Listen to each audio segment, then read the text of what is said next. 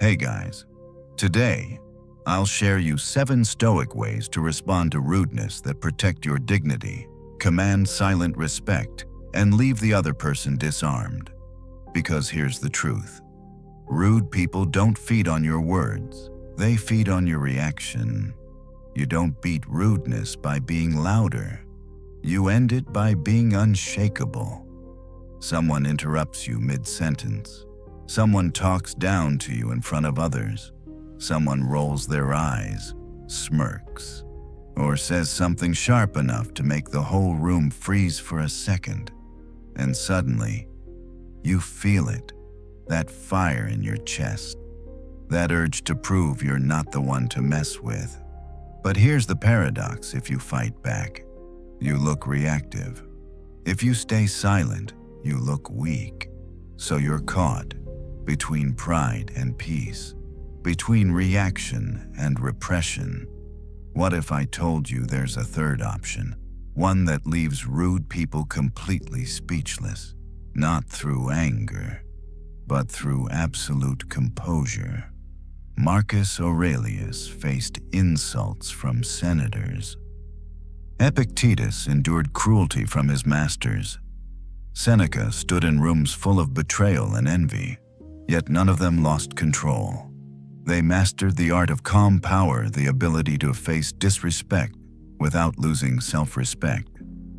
This is Stoic mastery, responding with poise, not poison. So stay with me, take a deep breath, sit back, and imagine this entire episode as a mirror. Every story, every technique will reveal something deeper about your own strength.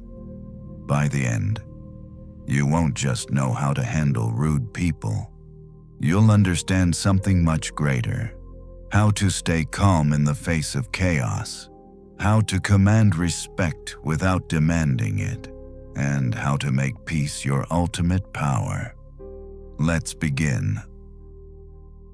Section 1. The power of the pause. 5 seconds of calm silence.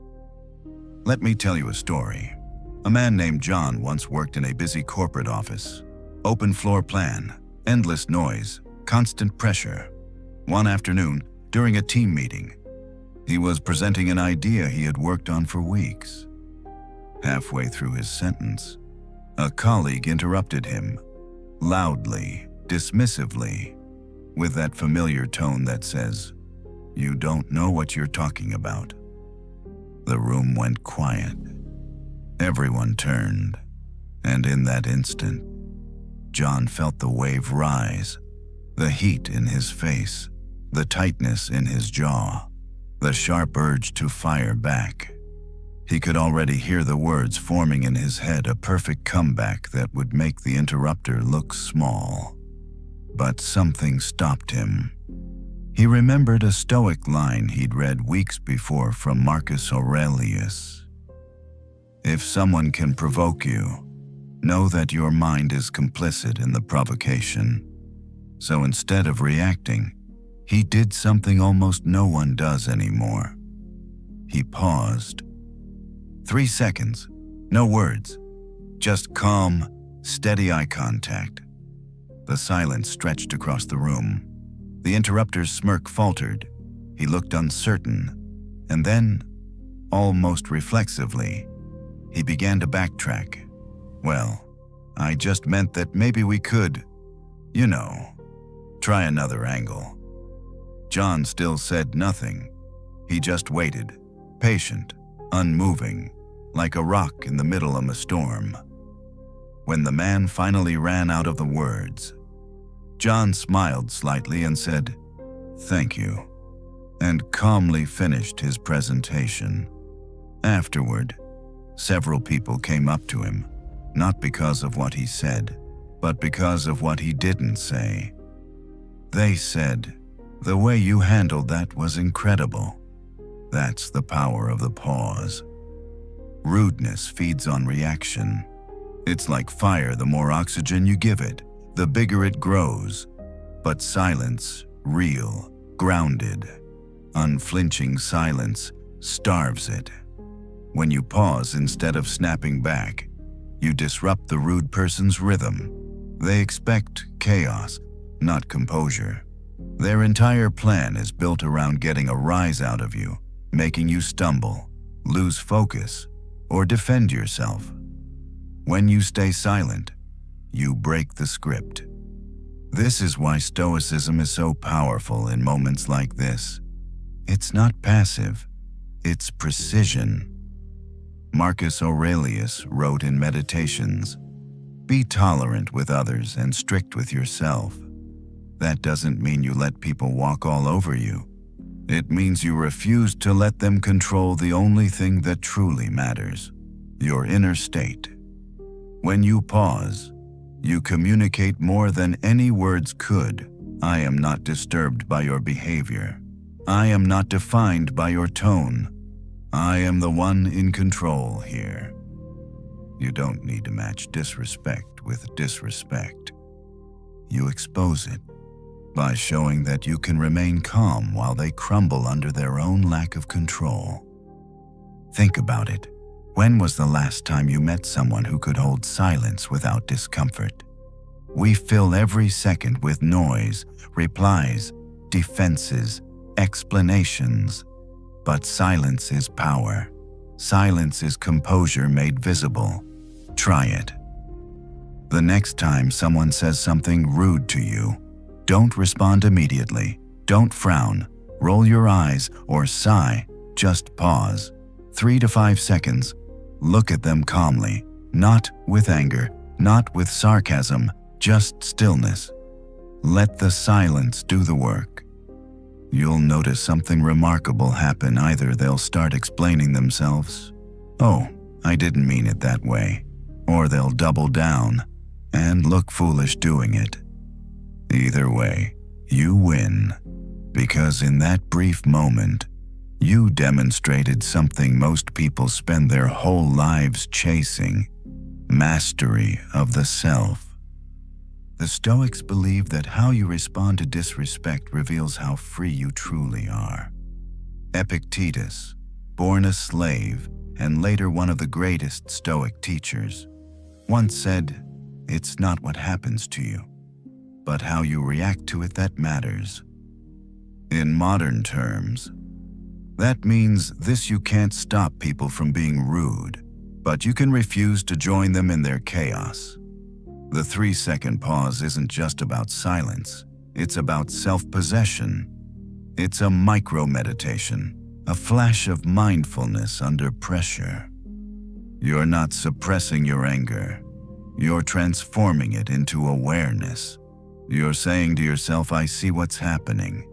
I will not give this person control over my peace." And that's what makes you powerful. Here's a truth that few realize until they experience it. People remember the calm one. The world is filled with reactors, people who explode, defend, argue, escalate. But the person who can stand in silence, with composure and presence, leaves an impression that words can't. It's the same reason military leaders, great teachers, and true professionals command respect without raising their voices. Stillness speaks louder than shouting ever could. When you can hold silence comfortably, you teach the room something. Control is strength. Marcus Aurelius would have said, "The man who masters himself is unconquerable." So next time someone interrupts you, insults you, or tries to get a reaction, remember John, the man who paused. Remember those 3 to 5 seconds that shifted the power dynamic completely. That moment wasn't about dominance, it was about dignity. It was about letting the other person's behavior reveal itself, while yours remained a reflection of discipline. Because when you can pause in the face of rudeness, you're no longer reacting to the moment, you're defining it. Practical application. Before you enter any meeting, conversation, or conflict, prepare your mind. Visualize staying calm. Remind yourself, if provoked, I will pause. And when the moment comes, it always does. Count silently in your head 1, 2, 3. Breathe. Hold still. Let them feel the weight of your calm. That's Stoic power. That's self-command. That's how you leave a rude person speechless without saying a single word. Silence can expose rudeness, but sometimes the best way to disarm it is with humor and subtlety. In the next part, we'll explore how to agree with exaggeration, the Stoic technique that turns insults into absurdity and leaves your opponent completely off balance. Section 2. Agree with exaggeration. The art of disarming rudeness through absurd calm. About Greg, a man who spent years exhausting himself defending against small insults. He was sharp, hard-working, and kind, but every family dinner felt like walking through a minefield. There was always that one relative, you know the type, who had something to say about everything Greg did. You work too much. You're wasting your potential. You could have been so much more if you'd made better choices. Every time, Greg would defend himself. He'd explain why he worked long hours, why his choices made sense, why he was doing fine. But somehow, every explanation made them feel smaller. Every defense sounded like justification. Then one night, something inside him shifted. He'd been reading Epictetus, and one particular line echoed in his mind. If someone tells you that you are a fool, and you do not get angry, you have won. So, when the same relative smirked and said, "You really settled for less than you could have achieved," Greg smiled calmly and replied, "You're absolutely right. I've completely wasted my entire life and achieved absolutely nothing of value." No sarcasm, no anger, just calm exaggeration. The table went silent. The relative blinked. "Well, I didn't mean it like that," they stammered. Greg just smiled and took another bite of dinner. That was the last time that comment ever came up again. Here's the genius behind what Greg did. Rudeness thrives on resistance. It's like wrestling. The moment you engage, the other person gains leverage. They need you to fight back to make the insult stick. But when you agree, not meekly, not apologetically, but with calm absurdity, you remove the oxygen from their fire. They say, "You're always late." You say, "Absolutely. I've never been on time for anything in my entire life." They say, "You think you know everything." You say, "Yes." It's exhausting carrying this much knowledge. Delivered with composure, not sarcasm, this flips the dynamic completely. Their insult becomes ridiculous. Their power disappears. The Stoics called this refusing the invitation to the fight. You're not denying what they said, and you're not agreeing to be a victim. You're just stepping outside their emotional frame entirely and watching it collapse under its own weight. Epictetus once said, "When someone criticizes you, remember that they act according to their own perception of what is right. It is not your job to prove them wrong." Most people hear a rude remark and immediately feel the need to correct the record. But Stoics understood something deeper. You don't have to win every argument. You just have to stay free. When Greg agreed with the insult through obvious exaggeration, he wasn't trying to be clever. He was showing control. He was saying, "Your words don't define me. I know who I am." That level of self-possession leaves people speechless, because the moment you stop defending yourself, their attack has nowhere to land. Let's unpack the psychology here for a second. When someone insults you, Their brain expects one of two things when I want tire. Resistance, you get angry, defend, or argue. 2, submission, you shrink, apologize, or retreat. Both responses confirm their power. But when you respond with neutral absurdity, you break their prediction entirely. Their mind doesn't know how to categorize your behavior, and the conversation short-circuits.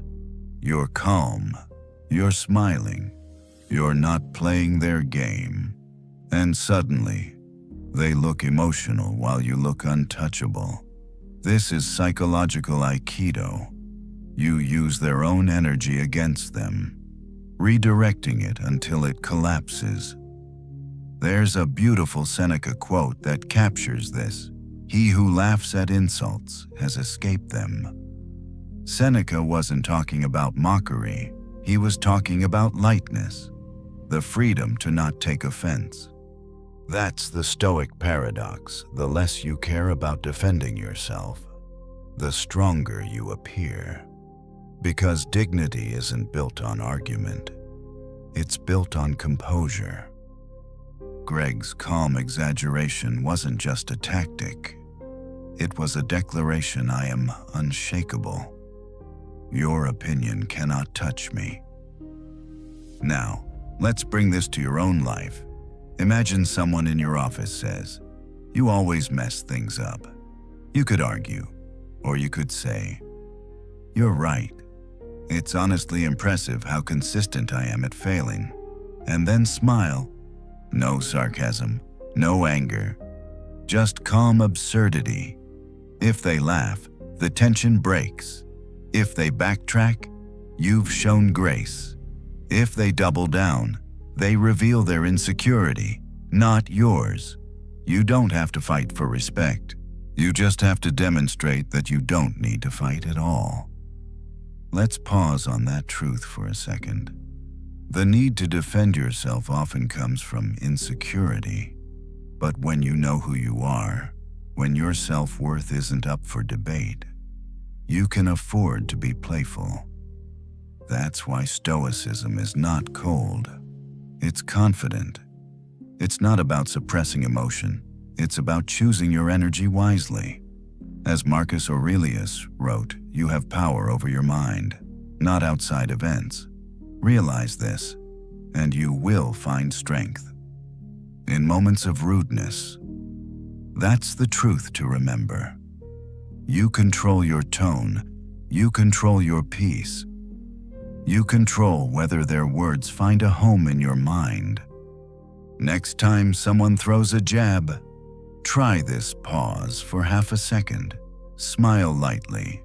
Agree in a way that makes their insult absurd. You'll feel a quiet shift inside you, from defensiveness to dominance, from tension to tranquility. That's the art of composure. When you can meet disrespect with humor and calm exaggeration, you show that your peace doesn't depend on anyone's approval. That's why rude people go silent. Not because you humiliated them, but because you showed them something they don't understand: a person who cannot be rattled. Ask yourself, what do I lose when I defend myself against every rude comment? What would happen if, just once, I didn't remember? You don't have to fight every battle. Sometimes, the wisest victory is the one you don't attend. Epictetus would smile and say, "You can't control others' tongues, only your own peace. So choose peace, choose composure, choose the calm absurdity that leaves rudeness powerless." But what about the kind of rudeness that hides under politeness? The passive-aggressive joke, the backhanded compliment, the just being honest disguise. Following, we'll explore how to calmly ask for clarity, a move so simple it forces hidden rudeness into the open and exposes it for what it really is. Section 3. Ask for clarity. The Stoic way to expose hidden rudeness without conflict. There's a special kind of rudeness that wears a polite mask. You've seen it. The "I'm just being honest" kind of jab. The "don't take it personally" disguise. The passive-aggressive joke said with a smile sharp enough to cut glass. You feel it in your gut, the sting, the subtle disrespect, but you can't quite call it out without sounding too sensitive. So you laugh it off, smile awkwardly, and go home annoyed at yourself for not saying anything. That's exactly where Peter found himself. He worked on a design team with someone who had perfected the art of passive aggression. Every time Peter shared an idea, this coworker would tilt their head and say something like, "Oh, that's bold. Definitely not something everyone would understand." Every single time. At first, Peter ignored it. Then he tried defending his work. But the more he argued, the more innocent the coworker pretended to be. "Relax, man. I'm just joking one night." Frustrated and scrolling through his phone, Peter stumbled upon a passage from Seneca. An insult, if it is not accepted, does not offend. The fault lies not in the speaker, but in the listener who permits it. That line hit him. He realized he didn't need to fight passive aggression. He just needed to make it visible. So the next day, when the inevitable bold idea jab came, Peter didn't laugh or defend. He just looked at his coworker calmly and said, "Could you explain what you mean by that? No edge, no accusation, just clarity." The coworker froze for a moment. I just meant it's different," they muttered. Peter nodded. Different how? Now the room was silent. The power dynamic flipped. The coworker fumbled, their harmless joke suddenly exposed under the spotlight of honesty. Peter didn't need to raise his voice or prove anything. He just asked questions until the mask fell off. And from that day on, the jokes stopped. That's the Stoic way. Don't attack. Ask. Passive aggression survives because it hides in the gray area between humor and hostility. But when you shine the calm light of clarity on it, it evaporates. Most people fear calling out subtle disrespect because they think it'll start a fight. But Stoics understood that calm curiosity disarms hostility better than confrontation ever could. Epictetus taught his students, when someone acts poorly, remember he acts according to what seems right to him. Show him his error by questioning, not by anger. In modern terms, that means don't accuse. Invite them to explain themselves. Here's why this works psychologically. Passive-aggressive people depend on plausible deniability. They want to insult you without the social cost of being seen as rude. But the moment you ask them to clarify, they face two bad options. Either they double down and look openly rude in front of others, or they backtrack and admit the comment had no substance. Either way, they lose the protection of ambiguity. Your calm tone is everything. If you sound offensive, they win. If you sound sarcastic, they win. But if you sound genuinely curious, you win without even raising your voice. It's psychological judo. Their attack flips itself. Let's make this practical. Next time someone makes a disguised jab, "Wow, you're really confident to wear that," or "I wish I could get away with being so relaxed at work," don't react. Breathe. Smile slightly. Then ask, what do you mean by that? Or "I want to make sure I understand. Can you explain?" Pause. Let the silence stretch. They'll scramble to explain or retreat completely. The beauty of this response is that it's bulletproof. You're not accusing them. You're not attacking. You're simply seeking understanding. And that calm, neutral stance traps rudeness in its own contradiction. Marcus Aurelius once wrote, "The best revenge is not to be like your enemy." That's exactly what this method embodies. When someone hides their disrespect behind politeness, and you respond with calm composure, you expose them without resembling them. Peter didn't become defensive. He didn't mirror sarcasm with sarcasm. He stayed rooted in reason, and that's what made him untouchable. In Stoic practice, this is known as aprosdoketon, the art of being unperturbed by the unexpected. You refuse to be caught off guard. You turn confusion into clarity. When you make the vague specific, you dissolve its power. But there's a deeper lesson here, one that goes beyond tactics. Stoicism isn't about clever responses. It's about building an inner stillness that doesn't depend on how others behave. When you ask calmly for clarity, you're not doing it to win the interaction. You're doing it to preserve your peace. Because the moment you stay curious instead of reactive, you move from ego to mastery. Seneca wrote, "The one who controls their anger controls everything." And control, in this sense, doesn't mean suppression. It means awareness. The ability to choose your tone, your pace, your words. It means you respond to life, not react to it. Think about how different your relationships could feel if you lived by this principle. You wouldn't have to dread certain people's comments anymore. You wouldn't have to rehearse comebacks in your head. You'd just stay calm, curious, and quietly in charge. When you can say, "What did you mean by that?" without flinching, you've reached a new level of strength. Because here's the secret, it's not about humiliating the rude person.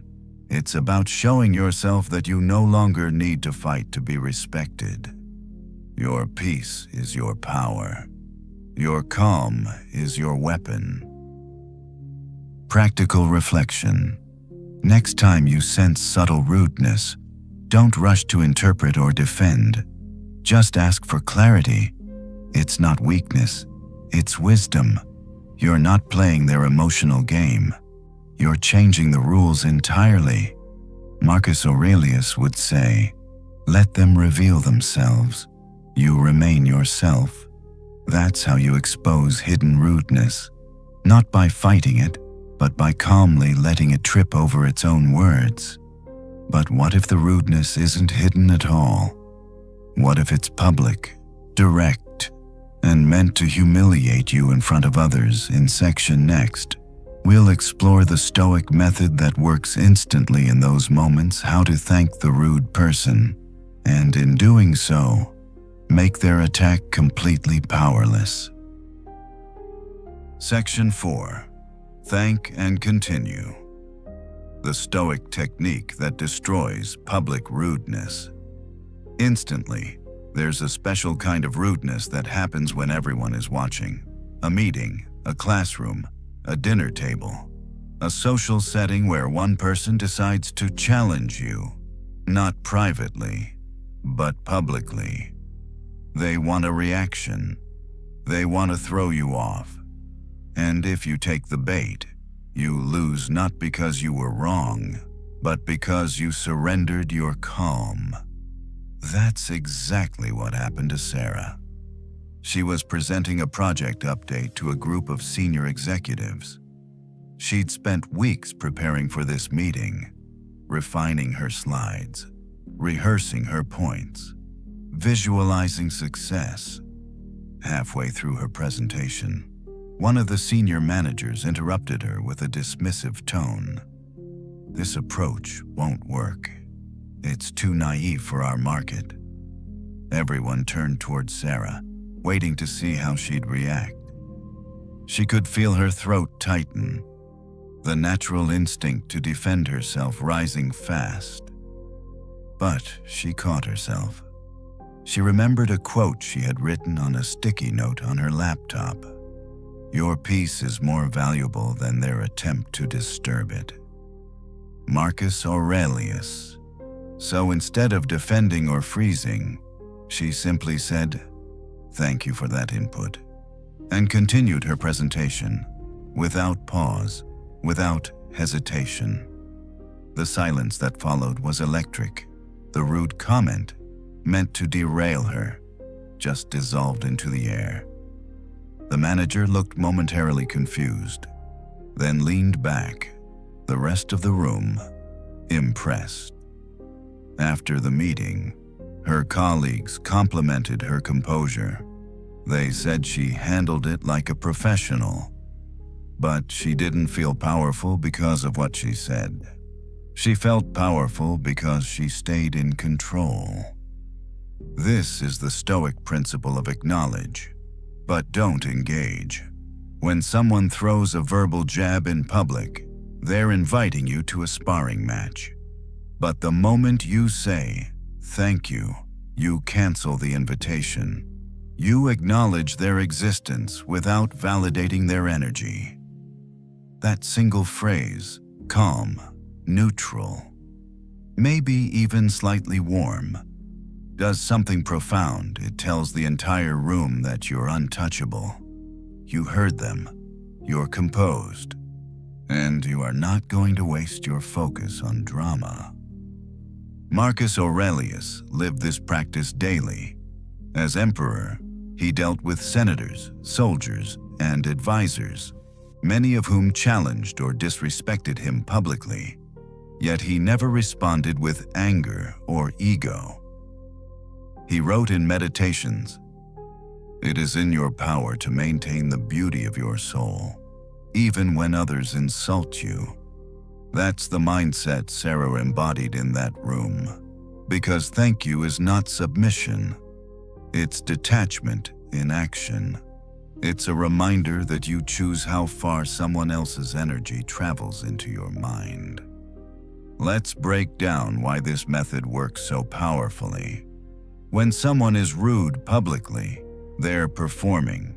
They're trying to create a reaction, not just for you, but for the audience. They want to control the emotional temperature of the room. They want your defensiveness to validate their superiority. But when you calmly thank them and continue, you take that control back instantly. You show the room that their disrespect is irrelevant to your mission. And the contrast is striking. Their aggression versus your composure. In that instant, everyone sees who's truly in command. This method is pure Stoic strategy, rooted in the philosophy of ataraxia, the state of inner calm that cannot be disturbed by external noise.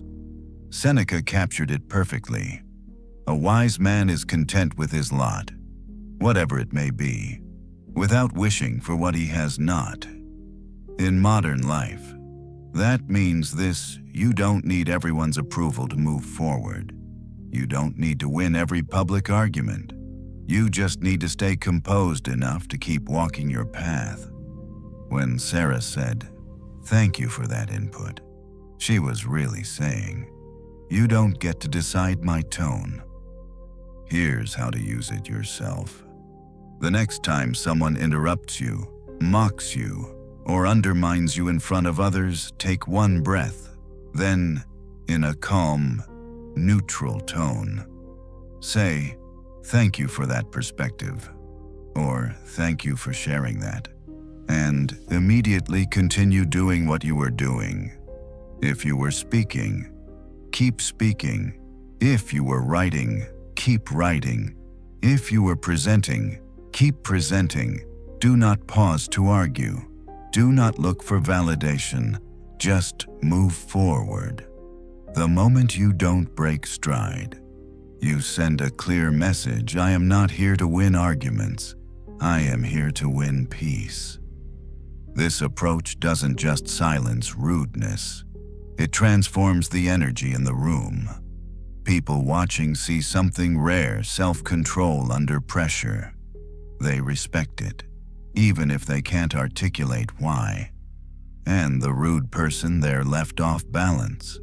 They threw a punch and hit air, because you gave them nothing to hold on to. Epictetus described this beautifully when you are insulted. You must know that you are only insulted if you think you are.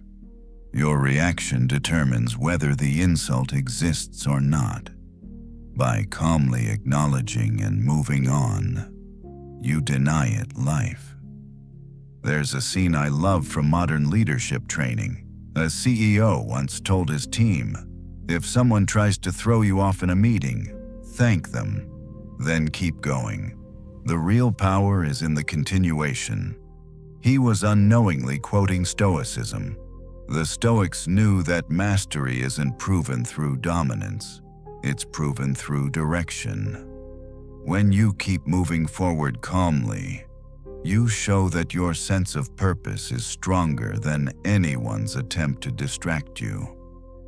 Practical reflection 1. Practice saying thank you out loud when you're alone. Hear how it sounds when it's calm, not sarcastic. The goal is neutral authority, not mockery, not submission. 2. Visualize future situations where someone might interrupt or challenge you. Picture yourself breathing, thanking them, and continuing. The more you rehearse composure, the faster it becomes natural. 3. Remember Marcus's wisdom. The best answer to anger is silence. And silence, in this case, is the absence of emotional reaction, the refusal to give them the show they wanted. So, the next time someone tries to make you flinch in front of others, don't fight, don't freeze, don't explain. Just say, thank you, and continue with unshakable momentum. Because that's what Stoicism really looks like in motion. You don't lose control to defend yourself. You don't seek revenge to restore your pride. You rise above, steady, disciplined, serene. And that's what leaves rude people speechless. But what if the rudeness crosses the line, when it's no longer about annoyance, but about genuine disrespect? That's where boundaries come in. In section next, we'll explore how to state your boundaries calmly and without emotion, so your strength is felt, not shouted. Section 5. Calm boundaries. How to stop disrespect without anger or explanation. Sometimes rudeness crosses the line. It's not a passing comment. It's not a misunderstanding. It's direct, personal, and sharp enough to leave you wondering, how much of this should I take? That's where most people break. They either explode or endure. Neither works. Exploding feels satisfying for a moment, but later, it feels like losing control. Enduring feels mature for a while, until the quiet resentment builds like pressure in a sealed bottle. That's exactly where James found himself. He worked with a colleague who had a habit of pushing conversations from professional disagreement into outright disrespect.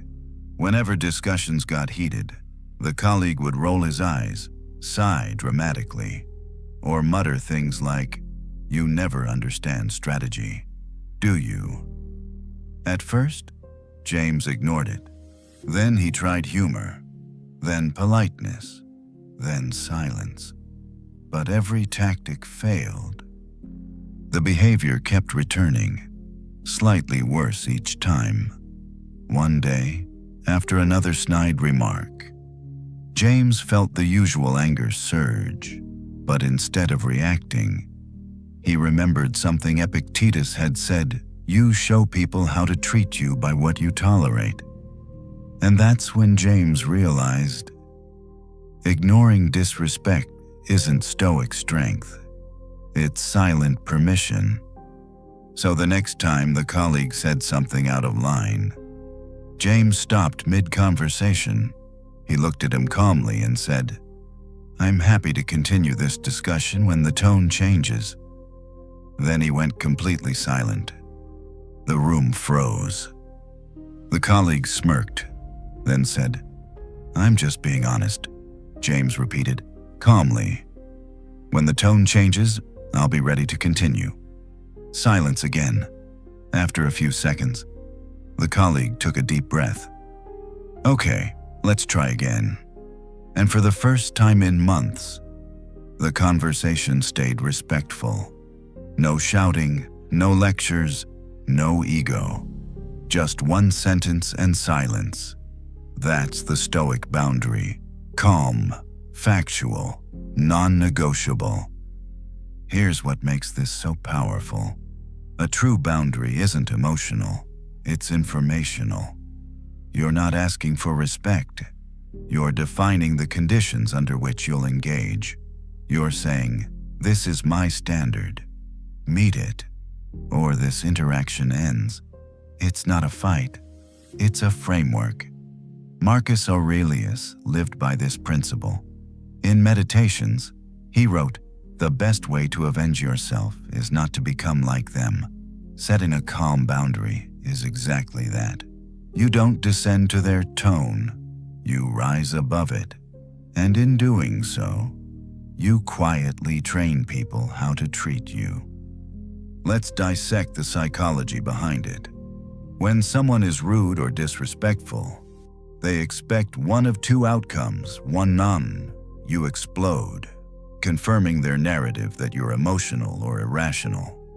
Two, you endure, teaching them there are no consequences for their behavior. But when you calmly state a boundary, something like, "I don't engage when spoken to that way," or "I'm happy to talk when you're calm," you break both expectations at once. You stay composed, but you're also firm. No anger, no weakness. This leaves the other person with a single option: adjust or lose access to you. And that's what most people respect the most. Not your volume, but your standards. Seneca once wrote, "The greatest remedy for anger is delay." When you pause and speak from that still space, your words gain weight. They don't sound reactive, they sound final. That's what James discovered. By refusing to argue, he became immovable. By refusing to explain, he became undeniable. He learned what every Stoic eventually learns. You don't need to defend your boundaries. You just need to live by them. Now let's bring this to your world. Maybe it's a coworker who talks down to you. Maybe it's a friend who keeps crossing emotional lines. Maybe it's a family member who uses honesty as a weapon. Your instinct will be to explain, justify, or demand respect. Don't. Simply state the line, calmly and clearly, "I don't engage when spoken to like that." Then stop talking. Let silence do the work. It's uncomfortable at first, but in that silence, something powerful happens. The other person realizes the conversation will not continue on their terms. That's the moment they either adjust or reveal that they never planned to. Either way, you win.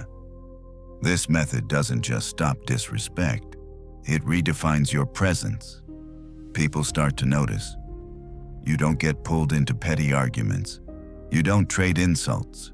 You don't explode. But you also don't allow nonsense to linger. You're calm, but you have edges. And those edges protect your peace. Marcus would call this the strength of reason over reaction. He believed that gentleness and firmness can coexist, and that combination commands the highest form of respect. In modern terms, soft voice, clear line, immovable principle. Practical reflection 1 bar. Script your line. Before entering situations with difficult people, decide your sentence in advance. Something simple like, "Oh, that tone doesn't work with me." "Oh, let's talk," when the energy is calmer. "Oh, I'm here for solutions, not insults." 2. Practice neutrality. Deliver the line like you're stating a fact, not issuing a threat. Think of yourself as a calm referee, observing, not attacking. 3. Enforce through silence. After speaking your boundary, stop talking. The silence that follows is the real teacher. 4. Repeat once if needed. If they test the boundary again, calmly repeat the same sentence. No new words, no escalation. Consistency is power. Epictetus said, "No man is free who is not master of himself." And that's what calm boundaries are. Self-mastery made visible. You don't scream for respect. You simply make disrespect impossible to sustain. So when the world gets loud, when someone crosses a line and expects you to either crumble or explode, remember James, remember his quiet voice. Remember that one calm sentence that changed everything. Because Stoic power isn't in the thunder of your response. It's in the stillness that follows. But sometimes, rudeness isn't rooted in malice. It's born from stress, pain, or fear. Section 6. Respond to the need behind the rudeness. Stoic empathy in action. Here's something most people never realize. Sometimes, rudeness isn't really about you. It's a symptom, not the disease, a signal, not an attack. When someone snaps at you, interrupts you, or dismisses you, it's easy to assume malice. But often, what you're witnessing isn't hatred. It's stress, exhaustion, or fear in disguise. That's exactly what Michael discovered one afternoon. He managed a small team in a high-pressure startup. Deadlines were brutal, tempers short. Everyone was stretched thin. One day, during a meeting, one of his team members, usually polite and level-headed, snapped at him over a minor scheduling issue. Her tone was harsh, almost disrespectful. Michael felt that familiar jolt of irritation, the instant urge to say, "Watch your tone." But something in him paused. He remembered a quote from Marcus Aurelius that he'd underlined months earlier. "When you are offended at any man's fault, turn to yourself and study your own failings. Then you will forget your anger." He took a slow breath. Then he said, calmly, "You seem really stressed. Is everything okay?" The entire room changed. The tension cracked open. The team member's face softened. Her voice trembled a little. "I'm sorry," she said. "I didn't mean that. I'm just overwhelmed. My dad's in the hospital, and I haven't been sleeping." The energy of the room, from confrontation to compassion, shifted in seconds. Michael didn't lose authority. He gained humanity. And that's what Stoicism looks like in its highest form. Not cold detachment, but calm understanding. Because Stoicism isn't about being emotionless. It's about being emotionally intelligent, aware enough to recognize that people act out of their own struggles, not your worth. Epictetus said it perfectly. What upsets people is not things themselves, but their judgments about these things. When someone is rude, it's rarely a calculated attack. It's a reflection of their inner storm, frustration, insecurity, fear, fatigue. And if you respond to the storm instead of the weather, you can change everything. Here's the truth. Hurt people often leak their pain. They don't know how to say "I'm scared." So they say, "You're useless." They don't know how to say "I'm overwhelmed," so they lash out. They don't know how to say "I feel unseen," so they make someone else feel small. You can either meet their behavior with equal chaos or with curiosity. That doesn't mean you excuse disrespect. It means you see through it. You stay grounded enough to ask, "What's really going on here?"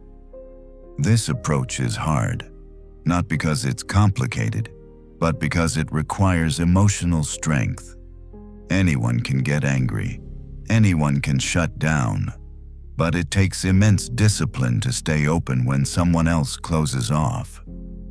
Marcus Aurelius once wrote, "Whenever another blames or wrongs you, remember that he acts or speaks from a belief that it is right for him to do so.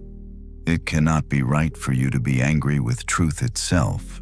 That doesn't mean accepting cruelty. It means remembering perspective.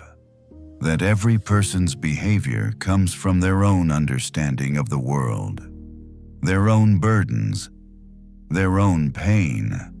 When you respond to the need instead of the insult, you move from ego to wisdom. Let's bring this down to practice. Next time someone is rude, try this 3-step Stoic response. 1. Pause and observe the emotion behind the behavior. Instead of focusing on their words, look at their state. Are they tense, frustrated, anxious, tired? Most rudeness hides under one of these masks. 2.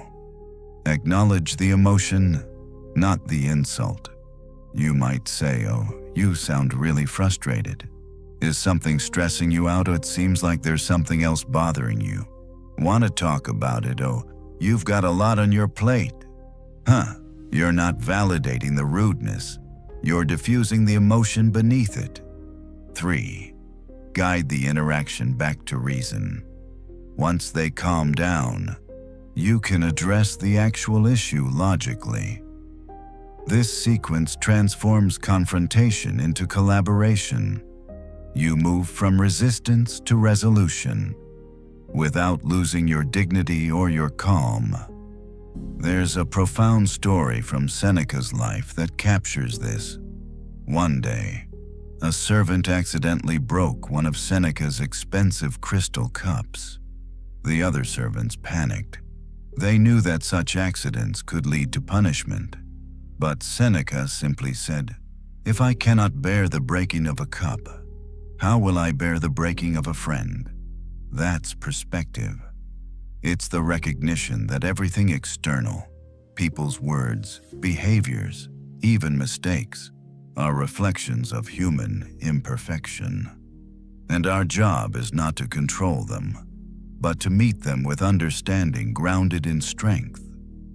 When Michael responded to his colleague's outburst with calm curiosity instead of irritation, he wasn't just diffusing a moment. He was teaching everyone in the room a lesson in leadership. His calm became contagious. It set a tone: we can be kind without being soft, firm without being cruel. That's the essence of Stoic empathy. It's not sentimental, it's strategic. It turns chaos into connection by choosing perception over pride. Because at the heart of Stoicism is this belief we are all struggling with something. And when you remember that truth, even in the face of rudeness, you rise above the noise of ego. Practical reflection 1. See the human, not the behavior. When someone is rude, silently remind yourself they are acting from pain, not power. This softens your instinct to retaliate. 2. Respond with calm presence. Your tone should say, "I'm grounded. You can't pull me into your storm." That tone alone is often enough to reset the energy. 3 terpres. Set boundaries afterward. Compassion doesn't mean tolerance. You can say, I understand you're stressed, but I won't accept being spoken to that way. That's balance. Empathy without submission. Epictetus would call this the highest form of wisdom. The ability to look at a person's behavior and say, I see the wound beneath the weapon. And that's where true composure is born.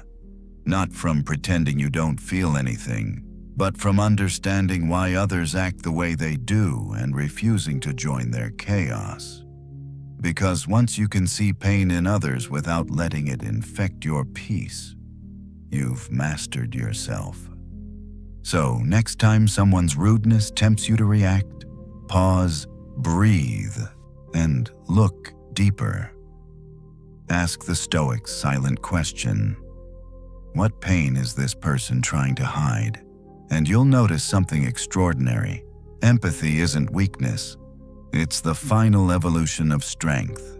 Because when your calm becomes compassion, you no longer just silence rudeness. You transform it. Section 7. Limit engagement. Let your absence speak louder than confrontation. Some people don't change. No matter how calm you are, how clearly you set boundaries, how much empathy you show, they stay rude. Not because they misunderstand you, but because they need conflict. It feeds them. It makes them feel important.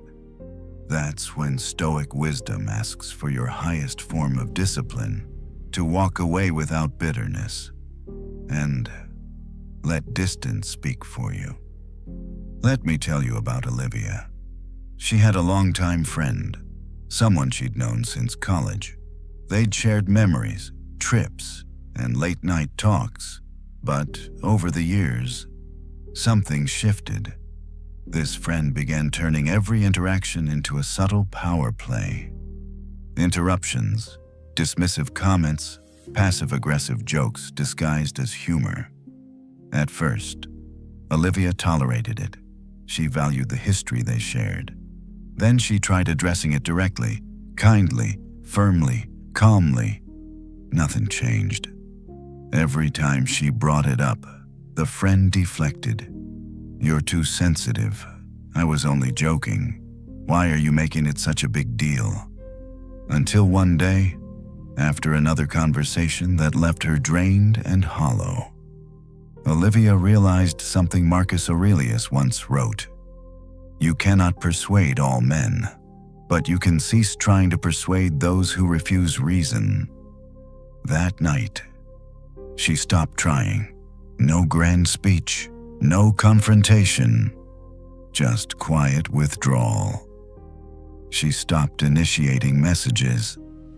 She stopped sharing her day. She answered politely but briefly. And when invitations came, she smiled and said, I've been really focused lately. Maybe another time. Weeks passed, then months. Eventually, her friend noticed. Hey, she said, you've been distant. Is something wrong? Olivia paused, then, with steady calm, replied, I've realized our conversations often don't feel respectful, and I've decided to spend more time with people who communicate differently. Not angry, not blaming, just truth. And that truth carried more power than any argument ever could. That's the Stoic art of disengagement with dignity. It's not revenge. It's not manipulation. It's the quiet acknowledgement that peace is a currency too valuable to spend on those who consistently disrespect it. Seneca wrote, associate with those who may make you better. Welcome those whom you yourself can improve. The process is mutual, for men learn while they teach. In other words, choose your company with wisdom, because every conversation either adds to your peace or subtracts from it. And the Stoic doesn't waste energy trying to reform those who have no interest in respect. They simply withdraw that energy with grace. Here's why this works on both a psychological and philosophical level. Chronic rudeness thrives on reaction. It's a cycle they provoke, you respond. They feed on the attention, and the pattern continues. When you remove yourself, when you stop engaging entirely, you break that cycle. Your silence becomes a mirror, forcing them to confront their own behavior without your participation. They can't argue with absence. They can't feed off your energy if you've already reclaimed it. And your quiet absence begins to say everything. My energy is not available for your chaos. My time is not the stage for your drama. My peace is not a place for your noise. That's not arrogance. That's alignment. Marcus Aurelius reminded himself daily, waste no more time arguing about what a good man should be. Be one. That's what withdrawal does. It turns your philosophy into action. Instead of preaching calm, you embody it. Instead of demanding respect, you demonstrate it by walking away from the places it cannot exist. In a world addicted to noise, that's power. Let's talk about how to do this effectively. 1. Recognize the pattern.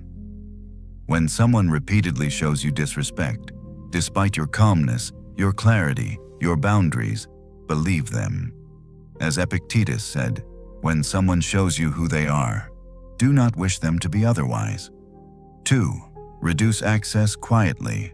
Stop seeking their approval. Limit responses to short, polite replies. Decline unnecessary interactions. Don't announce it, demonstrate it. Silence carries weight when it's intentional. 3. Stay kind, but firm. You don't need to block or cut off everyone who frustrates you. You simply redirect your focus toward people who add peace, not drain it. 4. Let your distance teach. When they finally notice and ask, "Why have you changed?" answer with truth, not anger. Something like, "I've noticed we communicate differently. I'm choosing to prioritize mutual respect." You're not condemning them. You're explaining your boundaries through calm detachment. This principle, practiced correctly, does something profound. It frees your energy from battles that were never yours to fight.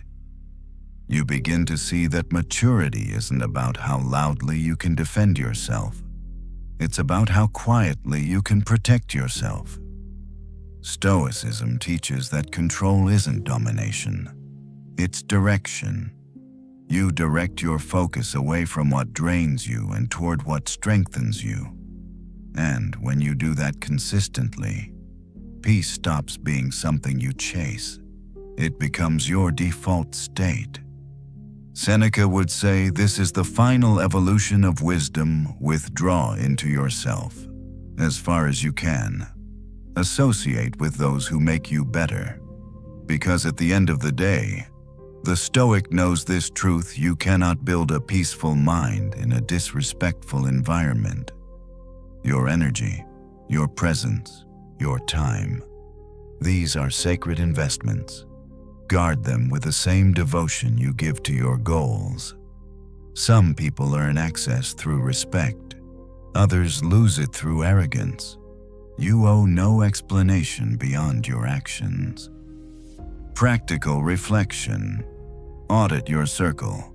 Who around you consistently disrespects your time, words, or boundaries? Distance is not cruelty, it's clarity. Remember your value. You're not walking away to punish them, you're walking away to preserve yourself. Peace is not a luxury. It's the foundation of wisdom. Replace resentment with gratitude. Thank life for showing you who respects your boundaries and who doesn't. both lessons are equally valuable. Because in the end, the most powerful thing you can ever say to a rude person is nothing. Your silence, your absence, your calm indifference. These are the final Stoic answers, not because they destroy others, but because they preserve you. Marcus Aurelius would smile at this truth. The best defense is to be unlike the offender. So be unlike them. Be calm, be kind, be distant, if you must, but always dignified. Because your peace is not a gift others can give you. It's a fortress you build by knowing when to speak and when to walk away. Take a breath. Let everything you've just heard settle, like dust after a storm. You've walked through 7 ways of responding to rudeness, 7 mirrors reflecting one truth. You don't need to fight for respect when you live with it. Think back for a moment. The pause of silence that disarms chaos. The gentle humor that turns insult into absurdity. The calm question that reveals hidden cruelty. The thank you that ends public humiliation without a word of anger. The boundary that protects your dignity. The empathy that sees pain behind the mask. And finally, the distance. The quiet withdrawal that says, "My energy is sacred." These aren't just tactics, they're training for your soul. Marcus Aurelius, Seneca, Epictetus. They all practice the same discipline to stay composed while the world tests their composure. To stay kind while others forget what kindness is. To remain free inside, even when the outside grows loud. You see, the goal isn't to make rude people change. It's to make sure their noise never changes you. So tonight, as you close your eyes, remember this: you owe no one your reaction. You owe no one your peace, your silence, your calm, your distance. They are not weakness, they are your armor. And if these Stoic truths spoke to something inside you, subscribe, not just to this channel, but to the practice itself. Because composure isn't learned in a day. It's built moment by moment, encounter by encounter, breath by breath. Until one day, when rudeness comes knocking again, you'll smile, pause, and remember, your peace is not negotiable. Now, breathe once more and stay stoic. Stay composed. Stay dignified. Good night, sweet dreams.